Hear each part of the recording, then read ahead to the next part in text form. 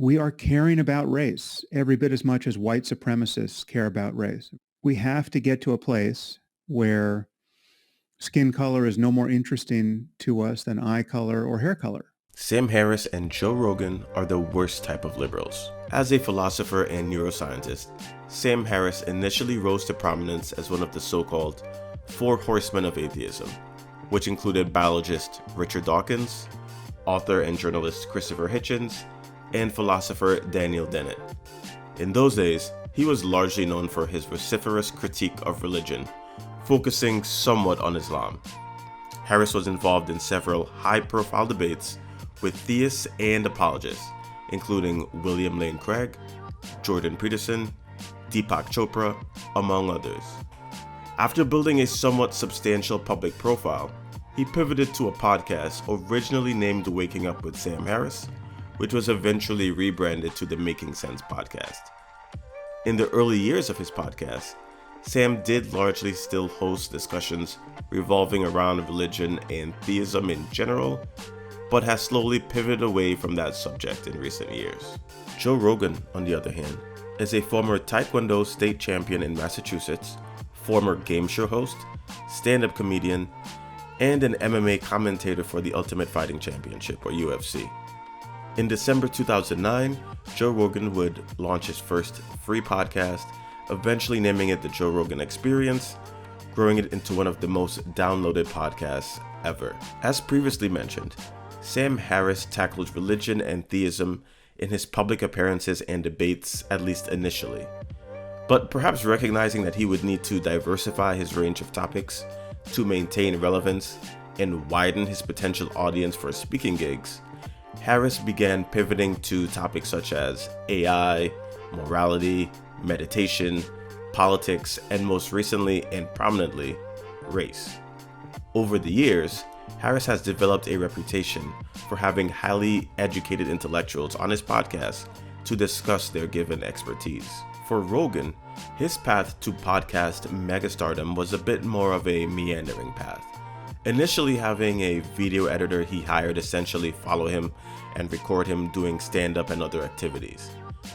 This slowly morphed into a podcast as demand for the content grew.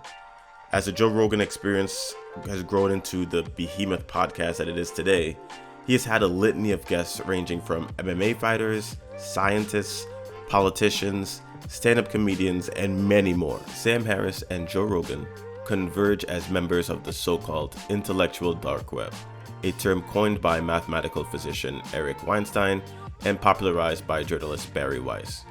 The intellectual dark web, or IDW, is an informal group of commentators that are self-described to be in opposition of identity politics, political correctness, partisan politics, and cancel culture. Though superficially the intellectual dark web is just an informal name to describe a certain style of commentary, it is generally agreed that Joe Rogan, Ben Shapiro, Sam Harris, Jordan Peterson, along with both Eric and Brett Weinstein are quote-unquote members of this intellectual dark web, not to mention several other high-profile public figures that are also somewhat loosely associated with the term. Despite ostensibly containing members from either end of the political spectrum, members of the IDW typically share a willingness to criticize left-wing individuals and ideas specifically.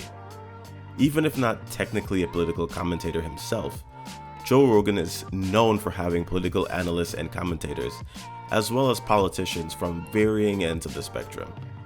Although he has self-identified as a liberal and supports certain liberal policies, Rogan has established a reputation for engaging with conservatives from common ground and attempting to maintain said common ground during conversations on his podcast. To be fair, he has either outright disagreed with or will at least give pushback to conservative ideas that he disagrees with, but he is generally agreeable with his right-leaning guests. The danger from Joe Rogan and Sam Harris lies in specific views they hold and how they use it to tangentially address other issues. A common theme for both commentators is the so-called Oppression Olympics.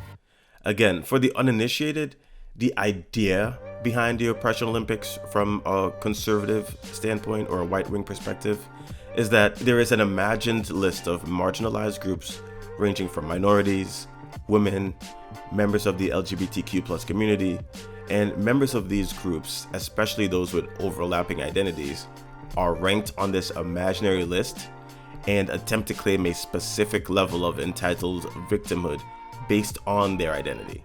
This idea also intersects with the notion of identity politics, wherein the political attitudes or positions that focus on the concerns of social groups are based on varying aspects of their identity. As with most pernicious ideas, there is a morsel of truth to be found in the idea of the pejoratively named Oppression Olympics.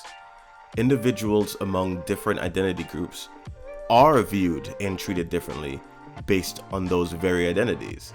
It can range from the fairly simple, a single woman walking into a body shop, to the potentially more insidious, a black man going for a walk in a suburban area that is occupied by mostly whites. The mere acknowledgement of that reality is not an example of individuals trying to engage in Oppression Olympics to prove that they are the most marginalized. Though seemingly obvious with even brief introspection, they both seem to have missed that people do not choose to be marginalized by society, and if they had the power to stop it, they would. An almost direct consequence of the propagation of the idea of self-victimhood is the additional idea that systemic racism and bigotry should only be tangentially and briefly acknowledged, but the onus is on those that are marginalized to improve their own situations.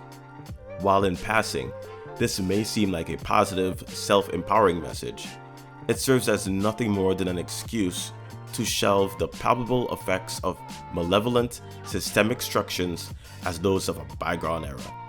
Rather than attempt to repair or even break a system rigged against the oppressed, they should adopt the old conservative adage of pulling yourself up by the bootstraps.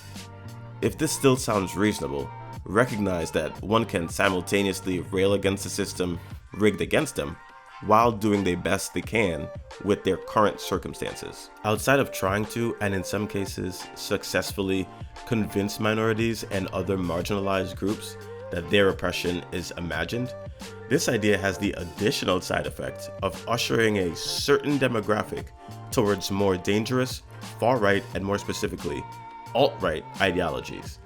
Neither Sam Harris nor Joe Rogan are far-right or alt-right themselves, based on their public persona at least, but their continued decimation of the aforementioned ideas act as a vehicle to provide shelter for individuals seeking refuge for the idea that any empathy for marginalized groups is simply misplaced white guilt. This further morphs into, ironically, an unspoken but implied sense of white victimhood. Both Rogan and Harris have on multiple occasions bemoaned situations where white people were either unfairly silenced or this would be so much worse if we're the other way around. As an example, Joe Rogan spent some time on his podcast discussing Netflix executive Jonathan Friedland's firing after he was dismissed for using the N-word in a descriptive manner on at least 2 occasions. Rogan's take on the matter was, Friedland was fired for using the word in a meeting wherein they were discussing things they cannot say. He was specifically disturbed that the context of his usage of the N-word did not seem to matter, and he expressed what appeared to be genuine bewilderment at the fact that usage of the N-word is specifically taboo for white people, but more socially acceptable for black people. Like, really, Joe Rogan, you really find it strange that black people can say it and white people shouldn't be saying it? That bothers you? But anyway, conveniently absent from Rogan's analysis was that the first incident of Friedland using the N-word had occurred months prior, and that he had since done it again a few days later to 2 black human resources employees as he was discussing the first incident, which may be genuine ignorance on his part, but Rogan has the reach and influence of mainstream reporters with none of the same accountability, an undoubtedly dangerous combination. Also conveniently missing from Rogan's analysis of the situation is that Netflix, of course, a private, meaning not owned by the government, is a private company and has the absolute right to terminate a high-ranking employee, or any employee for that matter, if they feel their behavior does not comport with the company's values. Friedland's intentions are almost beside the point. He nor anyone else is owed a job at Netflix, or anywhere else for that matter. Though Rogan himself was likely not intentionally behaving as a bad actor in this instance, it is almost unimaginable that an adult capable of coherent thoughts would be genuinely confused as to why it is typically seen as worse for whites to use the N-word as opposed to black. To provide an example of Sam Harris utilizing the "it would have been worse the other way around" trope, he posted the following tweet. For context, he is referencing a 2012 study that found genome mutations consistent with Neanderthal DNA was found to be prevalent in non-Africans living today. On the surface, it would appear that this tweet actually serves the purpose of dismissing racist notions, and in a literal sense it does. However, during a podcast discussion with Ezra Klein, Harris elaborated on his feelings about the findings and his subsequent feelings about it. But what if the data had broken the other way? Okay, what if the only people on Earth who were part Neanderthal were black? Okay, what then? What would have happened to anyone who reported those data? Would that have been an example of trafficking in the most deeply harmful tropes? I mean, it was just pure good luck it broke the other way. And yet, this is the kind of thing that will keep coming at us. And this is the problem that you appear to be unprepared for. The incredible irony of Sam's words seemed to sail over his own head as he uttered them. Assuming that Harris's tweet was actually intended to troll racists, a claim that he actually made himself, then this means he understands that in the mind of a racist, findings of Neanderthal DNA would in fact be used by said racists to justify their racism, or perhaps, bare minimum, would be used as a trolling device against black people. What Harris managed to do in that podcast, however, was conflate the potential backlash against racists trying to use scientific research against black individuals, and attempted to imply that excessive cultural wokeness would destroy the careers of scientists and researchers that dare to discover a potentially incorrect finding. Not only did Harris fail to provide even a single example of a researcher losing their career over an inconvenient but accurate finding, he also successfully shifted the blame of destructive racist behavior from racists to those that would be offended or disgusted by it, which, in a bottom line sense, is what Harris seems to accomplish with his audience intentionally or not. Being offended by racism is shopped as a form of unsophisticated, excessive wokeness. Harris pays little attention or mere lip service to addressing actual racism while focusing on the response that racism and oppression awakens within people as problematic. The additional layer of irony here is that for all of Harris's concern trolling over racists using the scientific findings of Neanderthal DNA to their advantage, if the evidence had swung the other way, it was Harris himself that was stoking the flames of racial tension. For many, even the idea that it was non-Africans walking around with traces of Neanderthal DNA, that was something brought to their consciousness by Sam Harris himself. Even a cursory web search on the term Neanderthal DNA seems to return numerous pieces referencing Sam Harris. He literally created the problem that he's pretending to hypothesize about. The icing on the cake, however, is the additional updated information that seems to contradict the original research cited by Harris. A later study indicated that modern Africans do in fact have Neanderthal DNA, albeit at a lower level than non-Africans. There has been no public outcry, and the involved researchers have not been blacklisted or cancelled by woke hipsters or ultra-lefties, mostly because no one cares. No one is reading these obscure scientific journals. No one's keeping up with this research. Sam Harris is bending over backwards to create a fake woke racial problem where one doesn't even exist. Whether or not Joe Rogan and Sam Harris even accept or acknowledge their roles as gatekeepers to the alt-right bears no weight to the accuracy of that claim. They are both particularly dangerous because unlike fellow IDW colleague Ben Shapiro, who openly blames black culture for wealth disparity in the US, Harris and Rogan are liberals, and such serve as an introductory bridge that lead almost directly towards alt-right ideology. A 2019 study from the Federal University of Minas Gerais, no idea if I'm butchering that name, uncovered a pattern of YouTube videos who would watch Harris, Rogan, and other IDW member videos, and they would typically migrate to overtly alt-right content over time. To be clear, at no point should this piece be mistaken for a hit piece against Sam Harris and Joe Rogan. Sam Harris particularly seems to be frequently taken out of context by bad actors, in his own words, according to him. Nor is the argument here that Rogan and Harris are the only public commentators that help usher their audience towards alt-right material.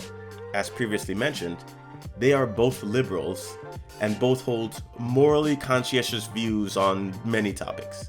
In the case of Sam Harris specifically, he has taken great measures to insulate himself from dissenting opinions and faithfully rejects any objections to his work as misguided.